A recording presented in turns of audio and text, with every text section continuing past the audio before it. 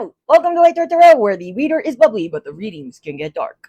So today I am starting to work on the October 1st half readings for all zodiac signs. And in this one, I am going to be working on Gemini. All right, so I am changing the video format. So I felt like it dragged on a little too long when I was doing the whole, animal oracle, love work, shadow work stuff. So I'm just going to be doing general readings for everybody all across the board because I feel like a lot of the messages kind of bridged together anyway between the different segments. So I'm just going to pick up on the overarching energy and you can apply it wherever it feels right. And we're probably going to be picking up on the most prominent part of your life right now anyways. So with all that being said, let's get started. Gemini.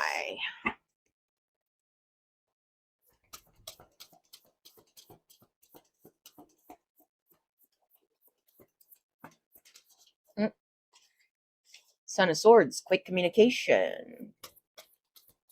Feels very Mercury, which Gemini is ruled by.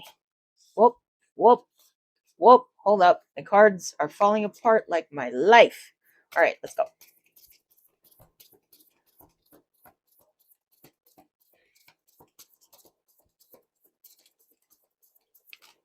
There it is. Daughter of Cups. Six of Wands. I don't know if other tarot readers feel this too, but as I'm shuffling when a card's about to come out, it almost feels like when you're about to sneeze. I don't know how to explain it.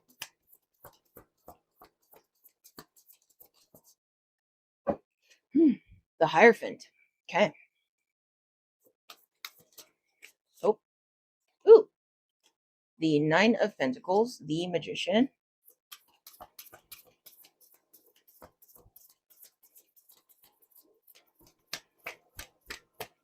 Oh. Chariot.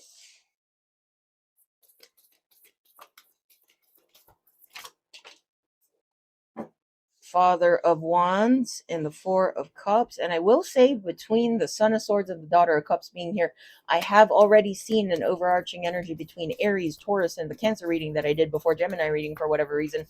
Everybody seems to be going on a path of following their heart. Yup.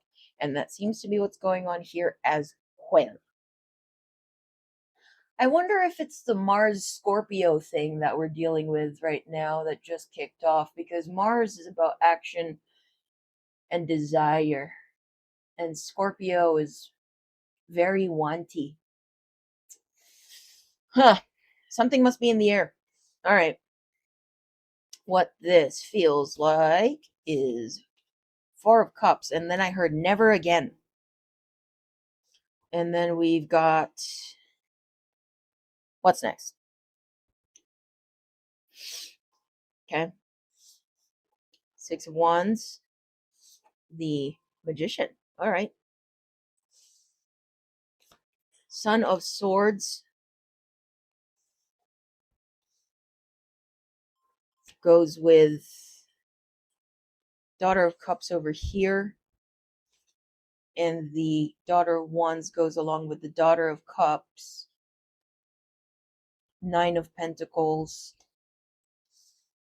The Father of Wands, Chariot.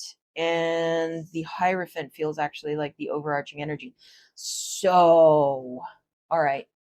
I am also starting to incorporate my pendulum in these readings, and I'm going to ask it, do we have a keyword for, oop, you're a little bit kinked. Aren't we all secretly a little bit kinky? Anyway, what do we have for the keyword for Gemini?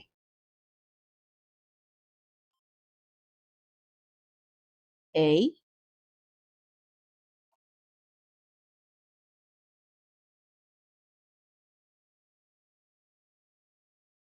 I,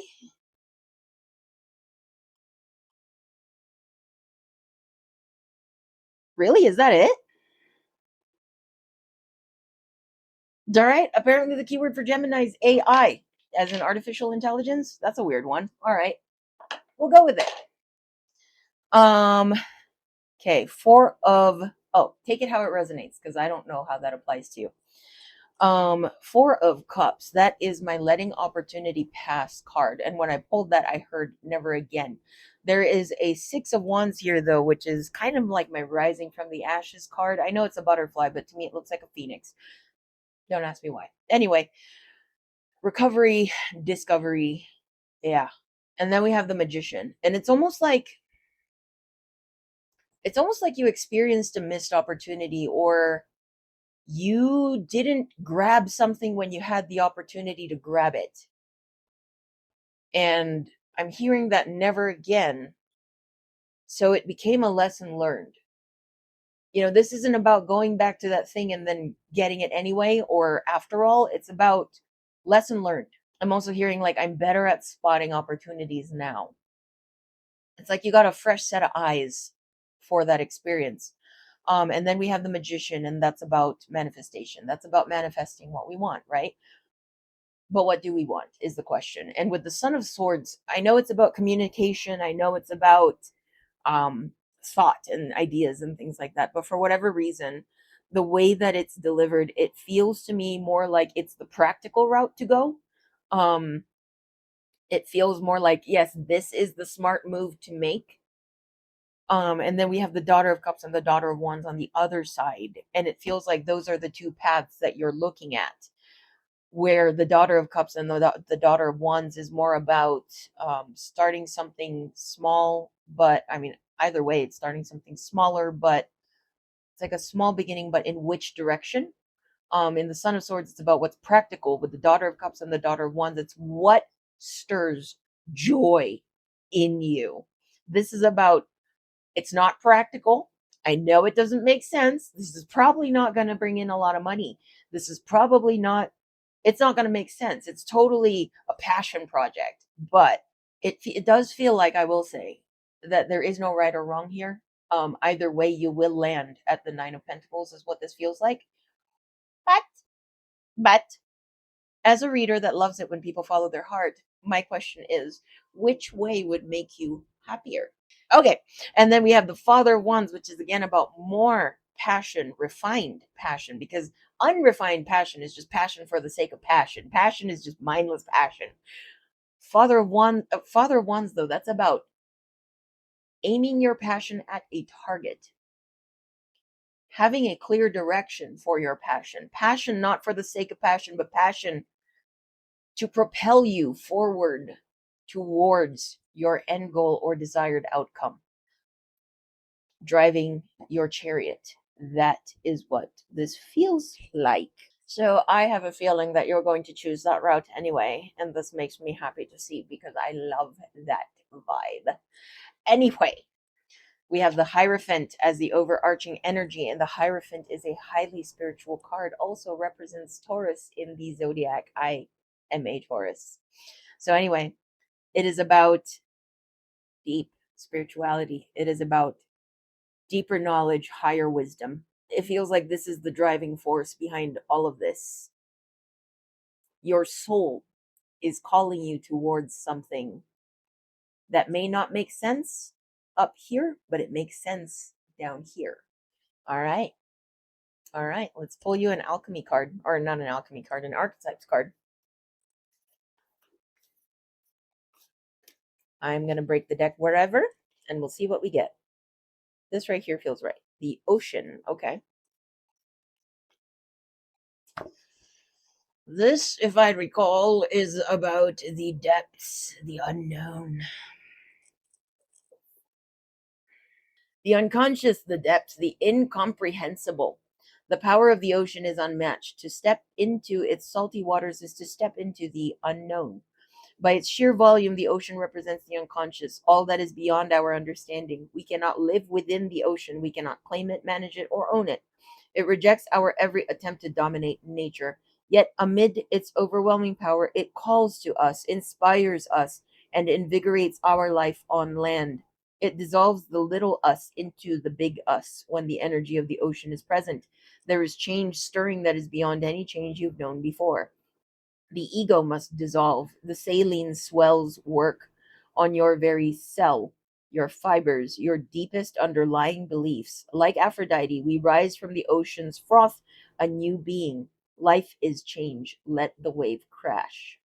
When light, deeper than deep, big dreams, discovery. When dark, subsumed, drowned, polluted, unpredictable. Go deeper. Shakespeare's The Tempest. Gericault's The Raft of Medusa. The ocean displays every emotion without shame. To witness its gassy moonlit surface and its unforgiving storms is to know the full spectrum of the human experience.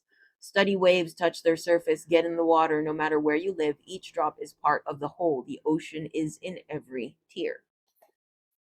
So, Gemini, ruled by Mercury, you guys can be a little more thinky than feely. And that's not a bad thing. You guys are geniuses. However, right now, I'm telling you, there seems to be something in the air about getting more into your heart and letting it lead. And I think that right now is a time where if you limit yourself, to your perspective, there will be opportunities missed. Because when you let your heart lead and you're like, I don't know where I'm going, but this thing says go that way. So I'm just going to go that way and see what happens. When we do that, that's when the greatest things happen. Things that we would have never expected, we couldn't have even imagined. Right now is the time to do that. I mean, it seems reckless, especially right now that our stability, our very foundation is falling apart before our very eyes. But even with all that going on, it feels like it's precisely because that's what's going on right now in the air, we can kind of afford to get a little reckless. Yeah. So, anyway, Gemini, I hope this. Wait a minute, I'm missing something. Right, I haven't pulled you an alchemy card. I haven't pulled you two alchemy cards. I'm supposed to pull you two alchemy cards. Look at me forgetting half the reading. I'm just like really excited because like everybody's following their heart, and this is exactly what I said was going to happen 4 years ago, and boom, here we are. Maybe I should listen to myself more often. Now is a time of following the heart, because when times are uncertain, that means that the foundation has fallen apart. So the question right now isn't about preservation. The question right now is, what kind of future do we want? And then embodying it. If we want to see a future in which humans are actually allowed to be human and happy, maybe that's why AI popped up. But anyway, we need to think about, there we go, sugar. We need to think about, what do we really want? What's our heart been telling us? Because it's easy to get kind of like blurred out in your 9 to 5 and your day to day and kind of go into autopilot with life sometimes, and sometimes it's important to kind of check in with yourself. Like, am I good with the way that things are? Am I just numbing out for the sake of getting stuff done, or do I really feel like I'm existing with a direction and a purpose? That's a very important thing to ask ourselves from time to time. All right, Quicksilver, sugar, and Quicksilver. Interesting, interesting, interesting. Mm-mm-mm, mm-mm, mm-mm, right here. Sacred sweetness, pleasure, attraction. Oh, how sugar dances on the tongue. No matter how intellectual and scholarly our pursuits, sugar reminds us of our longing for simple pleasures. Dude, have I not been talking about? Okay. Until the 12th century, our need for sweetness, it is after all one of the 5 essential tastes in Ayurveda, was fulfilled by raw honey offered by the bees. This material had many medicinal properties and was known in alchemy as a sacred elixir. Now, most of our sources of sweetness, both literally and metaphorically, are highly processed, defined for us by a culture of consumption. This card is a call to explore the simple sweetness in life. Can you add tenderness to your alchemical experiment? How about joy or even laughter? It is likely the pleasure you crave will not be found from manufactured means, but from the childlike wonder residing in the heart. Remember the alchemical wisdom of like attracts like. Go deeper. Listen to Nina Simone performing the song A Little Sugar in My Bowl to ponder the power of attraction and aversion. One of sugar's physical attributes is stickiness. See how this concept affects the cards within the readings and the personalities involved. Attachment rarely serves. Pleasure is healing in and of itself. What is the simplest, most feasible means of joy you can participate in today? It does not have to be big and boisterous. Joy is everywhere.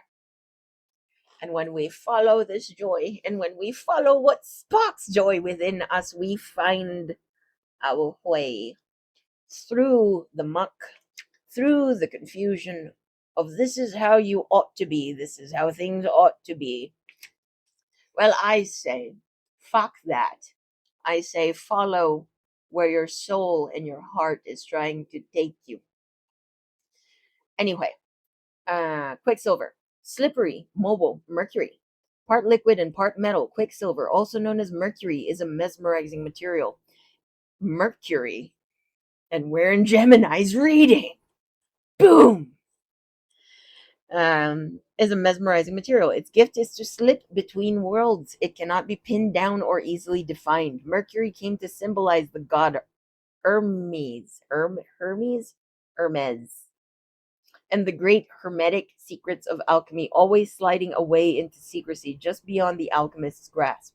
It is said Mercury represents the transition between the physical and the unseen worlds, between life and death, between science and the esoteric.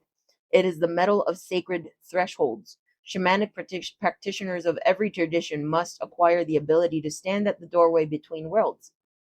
Hi. This is no small feat. The Mercury card indicates the querent has a particular gift for such a task. This is the work of the shaman, teacher, sage, artist, and alchemist. Heed the call of Quicksilver. The sacred threshold requires your attendance. Go deeper. Read the book of poetry, Mercury, by Ariana Reigns, to wonder the power of a secret. In esoteric wisdom traditions, Quicksilver and Mercury are associated with the lungs. It's no surprise that the shaman is a lifelong student of the breath. If you're attracted to shamanic work, find a trusted teacher who can guide the way. Be discerning in your choice. Alchemy reminds us you cannot transmit what you haven't got. Well, Gemini, this does indeed feel like. I know I keep pushing for like the heart stuff because that's just the shit that I like. But anyway, I know I keep pushing for the hard stuff, but perhaps also it is meant to be a balance between the two, between practicality, logic, rationality, and also what stirs your soul. I am heavy Neptune and Uranus in my chart, so ignore me when I'm just like, yeah, it doesn't matter, man. Everything's an illusion, man. Everything's just a frequency, man. So yeah, you don't need to think about it. Just do it. Just follow your heart and do it. Ignore me. But seriously though, what this feels like is, yeah, finding your own balance where you are comfortable enough to move towards what your heart wants, in a way that still makes sense to you. Yeah, that is what this feels like. I also thought that was really interesting that your keyword was AI. I don't know if that's a call for you to, like incorporate it more, or if we're fighting the man, or what are we doing, but however that resonated with you, I am curious. So just hit me up in the comments. Let me know. And I hope that resonated for you. And like, share, comment to help me out with the algorithm. Subscribe and hit the notification button so that you get notified every time I post a video. And I will see you in the next one.